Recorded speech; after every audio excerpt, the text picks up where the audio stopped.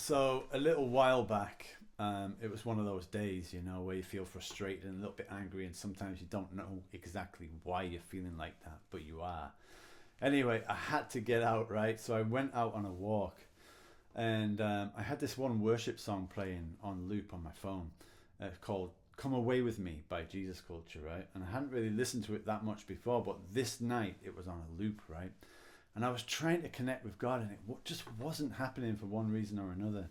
And after about 20 minutes of just like walking around and just trying to connect, it finally started to happen. I finally began just to pour my heart out to God and listen.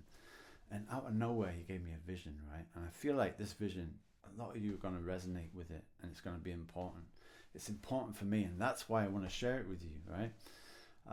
So all of a sudden, I was in the middle of a field, standing next to an industrial-sized plow, huge thing. It must have weighed like 5 tons or something like that. And I was standing around this plow with other people from the community where I work, right? Because we all knew that we were meant to be plowing the field. It was something God had asked us to do, right? And so a few of the people were coming up with different ideas, like how we were going to lift this thing. So one person said, "You stand over there, everybody else stand over here. After three, we'll lift. 1, 2, 3. Everybody tried to lift it, but didn't move a millimeter, right? It was too heavy. We couldn't lift it. And I remember thinking about the futility of the situation as other people were trying to come up with different ideas to move this thing. And I hear a voice behind me and it says, "Come away with me." And I knew it was the Lord. And I turned around, I could see a hill in the distance with a tree on the top, right? And that's where He was sitting. And so I had a choice to make. I had a decision to make, to listen to the voice and go to be where He was and turn my back on this whole situation, or stay here trying to struggle with this thing.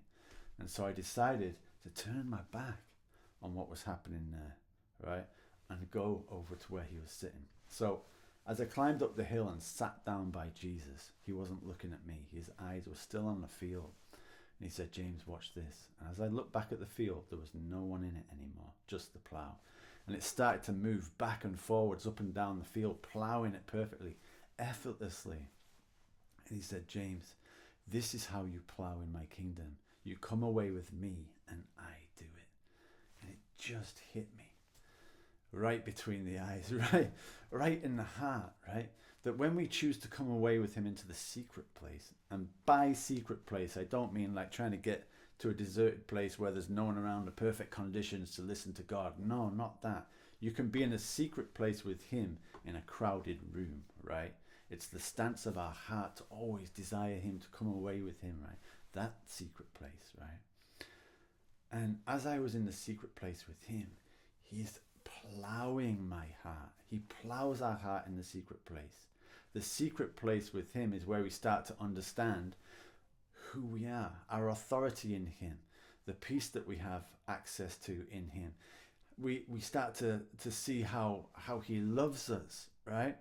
And how that massive change begins in our heart as we realize that, and we start to fall in love with Him. This is the only seed that is worth having and worth sowing. And it's the only seed that we get given in the secret place. This personal connection and love relationship with God is the seed of the kingdom, right? And we can't get it anywhere else. So as He plows us and puts this seed into us in the secret place, He simultaneously plows the fields out there for us, right? It works in tandem, in correlation with what He's doing in our heart in the secret place. And then we get to go out there, right? And as I was thinking about all this stuff, He dropped the scripture into my mind, right? "Take my yoke upon you, because my yoke is easy, my burden is light." In the field, we were trying to lift that yoke, that burden.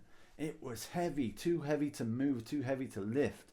How can God's yoke like that, the yoke of plowing, how can it be light? It can only be light in the secret place, because it's the wonderful place of being with Him and being changed by Him. The end of the vision saw lots of people coming towards me and Jesus and getting the right seed from Him to go out and plant, right? So I want to encourage everybody and challenge everybody. Do you want to take His yoke upon you, or do you want to still keep trying to lift things on your own? There's only one right choice in my mind. I hope you choose it too. God bless you. Let me know what you think, and I'll see you next time. Peace.